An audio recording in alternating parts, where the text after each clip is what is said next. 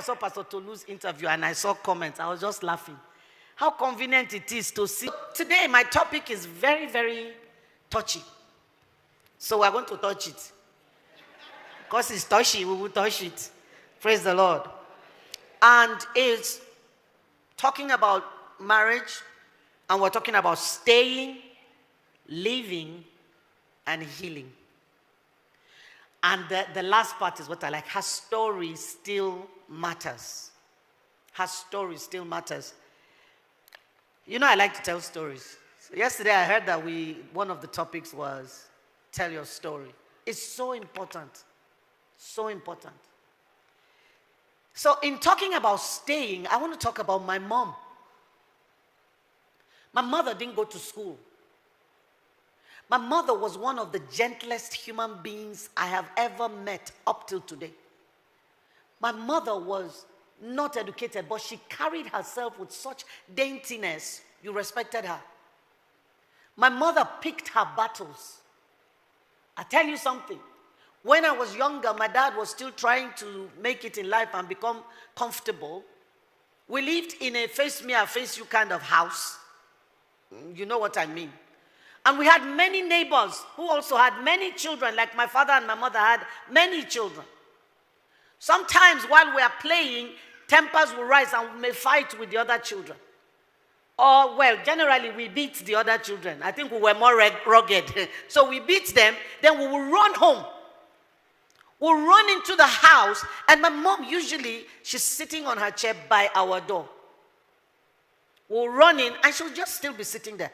And the mothers of those children would chase us down, enter our house. They won't even talk to my mother sitting there. Enter our house, go in there, and beat us up inside the house. And come out of the house and go, and my mom won't say anything. Not because she was a coward. She will wait for my dad to come home. And she'll say to him, I don't want to disrespect you by fighting. So go and tell that woman who came here or tell her husband that his wife came into my house to beat my children. It should not happen again. That's the kind of person my mother was. But she was also married to a man who didn't care. At least not at the beginning. He cared because he had nothing. And she was the one standing with him. She was the one going to farm with him to pay his school fees. She was the one that stayed when he was going to school, and the white people that came to my village carried him and sent him to school, sent him to England, that. She was the one there. And one day, many years down the line, he decided he needed another wife. So he takes off. He decided he needed another wife. Not that day. He had been cheating and cheating and cheating. Papa, sure you are in heaven hearing me, no vex, but I have to tell them. He was cheating and cheating all over the place. Then one day he decided to marry one of the women and bring them home. And things shifted in our house. Before he married her, he brought her to the house. And my mom, for the first time I saw a lioness. She stood up. This woman will not enter my house. You cannot bring this woman. My mother was very small. I'm taller than her. My dad was very tall. One day I asked her when I was young, I said, Mommy, why did you marry such a tall man? Look how short you are. She said, wait until you marry. And I married a very tall man too. And then when I was married, she said to me, why are you marrying a very tall man? All right, so she stood in front of him. And the woman he brought in was almost as tall as my dad. She was big and beautiful. And my dad, for the first time in my life and in my mother's life, lifted up his hand and slapped my mother. She was pregnant with my youngest brother. He hit her and her nose began to bleed. I was 10 years old. I will never forget that. I remember what my mother was wearing. I remember where she was standing in our house. I remember the look on my father's face when he realized he had slapped this woman. But his pride wouldn't let him back down. And he told my mother, for daring to defy me. Then, that child my mother was giving birth to was number 10. My mom had 11 children. Some didn't survive. The first 2 I didn't meet. So, he told her to go get her bags and leave. Pack your things and get out of my house. And my mom turned with the blood on her nose and went to pack her things. She took the little girl she had brought from the village that was living with us. She said, let me take her back to her parents. And she took my little, forgive me, she wasn't pregnant with my little brother. She was pregnant with the last child, Abigail. So she took Timothy, who was about 2 years old then, and she was pregnant with Abigail, and she had the little girl. She packed her bags and she went outside. She was trying to get a vehicle. Now, when he hit her and told her to pack her things and leave, he left with the woman. The rest of us, life ended. We stood there, and the trauma and the terror and the fear, we didn't know what was happening. Our parents had never fought before, never been violent, and suddenly this thing was jammed down our throats in a moment. Now my mother has been asked to go. She's packing her bags. What's happening to the rest of us?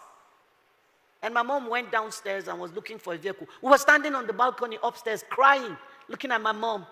And my dad came back. When he came back and saw her with her things in front of the house, he drove past. We didn't know where he went. My mother got a taxi, got to the motor park. My dad was a vehicle inspection officer, VIO. It's not the type you have today. Then VIOs were like gods. And he went to the park and told every driver in that park, there's a woman coming pregnant with a little boy and a little girl. Any driver that takes her will lose his license.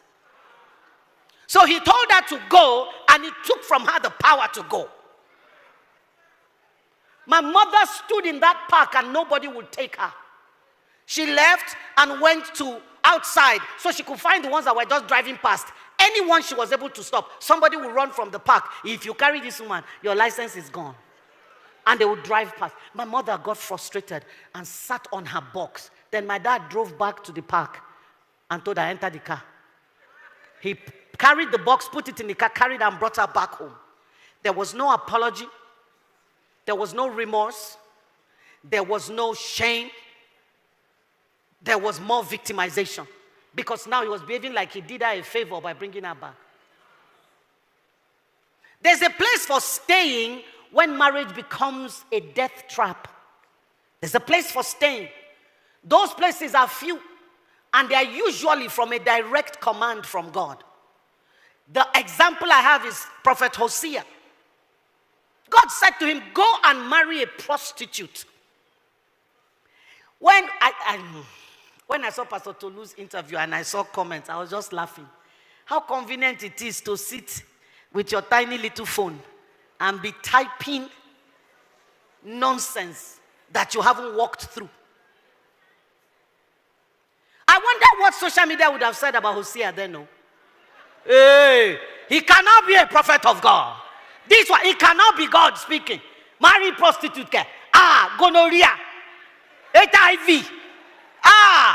He's a false prophet. He brought a prostitute to his house. She left him and went back to the men. God said, go and bring her back. He went and brought her back. She left again. God said, go and pay money and buy her back. Prophet of God, marrying a prostitute that is not repentant. There's a place for staying. It's usually warfare. God will ask such a person to stay because there is war to be fought or there is a message to be passed across. But there are not plenty. All the other ones that are doing, like Mama Oshika said, Father Lord, if I sent myself, have mercy on me. Many of the people who are staying sent themselves. God did not ask you to stay. Anything that will strip you of personhood is not godly. And abusive marriages do that. They strip you of your sense of personhood, strip you of value. And what is the most heartbreaking is that we sit down and we accept it. It is my cross. Who told you that is what the cross means? I looked at my mom that day and I made a silent vow. See, let me tell you, some of our brokenness comes from watching those broken relationships. We become broken like that too. I made up my mind. I said, no man will treat me this way. I will never take this rubbish from any man. Now, the tragedy of staying when you shouldn't, or there is a way to stay and it is not healthy. It is the staying without hope, staying without leverage, and staying without strategy. If you don't want to go, you want to stay, you cannot be hopeless staying there. If people come to the rehab, we tell them what we want to give you from day one is hope. Because if you take hope from a person, he's done. If you are staying in that space, don't be hopeless there. 2, my mother had no leverage. She had no education, no money, no family. Her parents were both dead. And he knew her siblings were struggling. She was the one that used to take small from my father's house, who was very rich, and give to her siblings. So there was nowhere to go. She had to sit there. Please, those of you listening, don't leave your daughters without a place to go. My daughter was getting married. Somebody came and said, want to marry her. I said, oh God, I don't know you. She brought you. She said she loves you. I love you too. Oh. I said, but please, did she tell you where she did her first degree? He said US. Did she tell you where she did her master's? UK. I said, can you quantify that in naira and kobo? He said, ma, that's a lot of money. I said, yes, money I could have used to buy Louis Vuitton and Louboutin and that. I said, I used it to raise a lady. So lady like that, she has attracted you now. I said, hear me well. I didn't raise a punching bag. Don't lay one finger on my daughter. The day you do that, I'll take her from you. You don't have a wife anymore. Man does say, why are you saying that? I say, oh God, say your own. This is my own. I am putting this boundary in place so this man knows what is okay and what is not okay. Do not hit my daughter. On that account, she will always have a room in my house. He said, ma, my father never did it, so I have no example to copy. I said, God bless you, son. May we have men like that their sons can boldly say, my father didn't do it, so I don't have an example to copy. Then he said, but ma, please, I want to say something. No? I said, okay. He's a lawyer. Ma, I don't know what I would do if she slapped me first.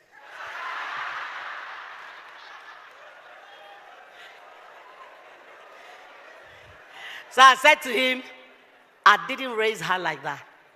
I said, just as it is not okay for you to hit her, it's doubly not okay for her to hit you.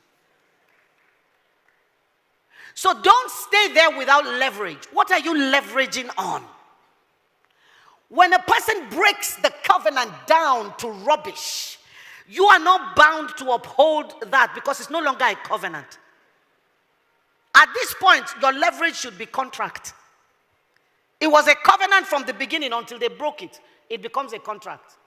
And I'm not afraid to say that.